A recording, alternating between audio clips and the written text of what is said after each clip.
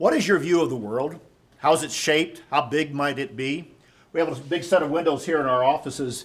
When you pull the curtains back, you can see that you can have quite a large view of the outside, the trees, the grass, the sky. It's always good to look outside of big windows, big doors, live in a high ceiling room, and have a big view of the world to get a proper perspective of life.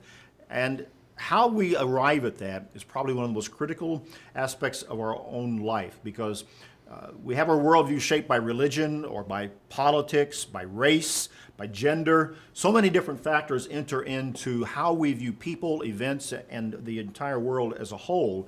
Getting the right view is what is really the most critical. Mm-hmm. When you talk about a worldview, you're talking about the big picture.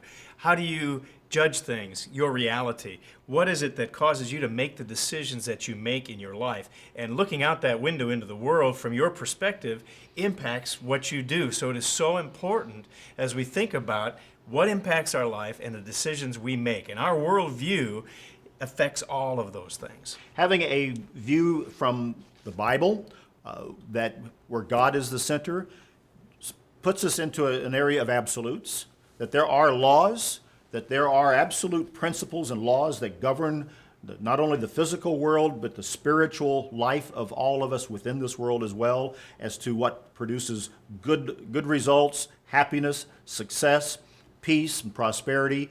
Those are based on absolutes. And those absolutes, defining those from the Bible, from the Word of God, is probably the most important perspective that we need to have. It is, and when you think about that worldview, where did we come from? You know, what's wrong with this world? How are we going to fix it? Those are the basic guidelines of what a worldview is. And when you look at it from a biblical perspective, then you've got to see what God has in mind and how that affects what we do. A Christian biblical worldview means I base my perspective on the Word of God. And that's got to be first and foremost, or we're going to be skewed from the plan of God. I think what Jesus Christ said about that probably is the anchor verse and one of the anchor thoughts about that. Yeah, it is. He didn't use the example of the window like we pointed out today, but when you look at John chapter 14, he said, I am the door.